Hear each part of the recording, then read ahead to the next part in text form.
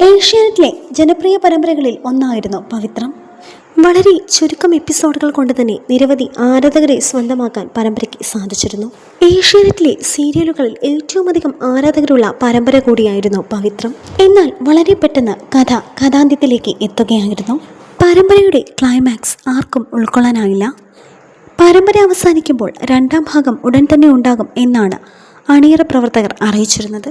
എന്നാൽ പറഞ്ഞ ഡേറ്റുകൾക്കൊന്നും പരമ്പര ആരംഭിച്ചില്ല. ഇത് പ്രേക്ഷകർക്ക് നിരാശയുണ്ടാക്കി. വിക്രമിനെയും വേദയെയും കാണാനുള്ള ആരാധകരുടെ ആകാംക്ഷയാണ് പരമ്പര കാണുവാനുള്ള ആരാധകരുടെ ഇഷ്ടവും. എന്നാൽ ഇപ്പോഴിതാ പുതിയൊരു പ്രമോയുമായി ഏഷ്യാനെറ്റ് എത്തിയിരിക്കുകയാണ്. ഒരു ചാക്യാർ പരമ്പരയുടെ മുഴുവൻ കഥയുമാണ് ഇതിൽ പറയുന്നത്. ജൂലൈ 13 മുതലായിരിക്കും പരമ്പര പുനരാരംഭിക്കുന്നത്. പക്ഷേ ഏഷ്യാനെറ്റിലൂടെ ഇനി പവിത്രം സീരിയൽ കാണാൻ സാധിക്കില്ല. കാരണം ജിയോ ഹോട്ട്സ്റ്റാറിലൂടെയാണ് പരമ്പര സംരക്ഷണം ആരംഭിക്കുന്നത്.